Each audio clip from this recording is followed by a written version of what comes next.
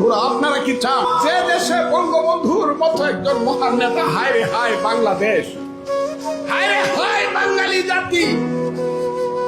একটা লোক জীবনের যৌবন কারাগারে কাটিয়ে ফাঁসির মঞ্চে গিয়ে বাঙালিকে শিখিয়েছে তুমি কে আমি কে, বাঙালি বাঙালি।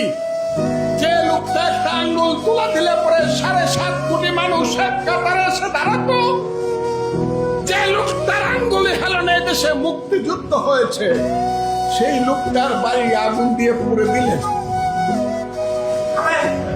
সেই বঙ্গবন্ধুর বাড়ি বুলডোজার চালিয়ে দিলেন। কেউ প্রতিবাদ করলো না, সরকার কিছু করলো না, মিলিটারিরা চৌকিদারের ভূমিকায় অবতীর্ণ হইল। 7 জন বীর শ্রেষ্ঠ, সবাই সামরিক বাহিনীর লোক, তাদের স্ট্যাচু গুলা উপর টাকায় নামায়া পা দিয়া পাড়াইয়া পাড়াইয়া বাংলো থুতু দিল, কেউ কিছু বললেন না। বীর শ্রেষ্ঠ কারা বন্ধুরা, বীর উত্তম কারা, বীর বিক্রম কারা, বীর প্রতীক কারা বন্ধুরা, মুক্তিযোদ্ধা কারা? আমরা আমরা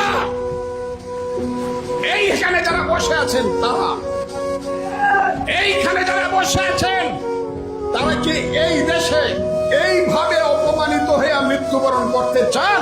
মুক্তিযোদ্ধা শুনলেই মারতে আসে।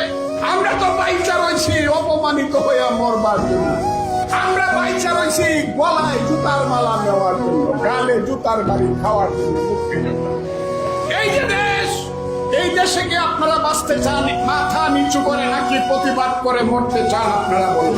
আমি যে কোনো সময় চলে যেতে পারি, মৃত্যুর আগে শুধু আপনাদেরকে বলে যাই, মুক্তিযোদ্ধারা, আল্লাহর ভয় লাগে আপনাদেরকে আমি হাত জোর করে বলি, দেশটাকে আপনারা বাঁচান।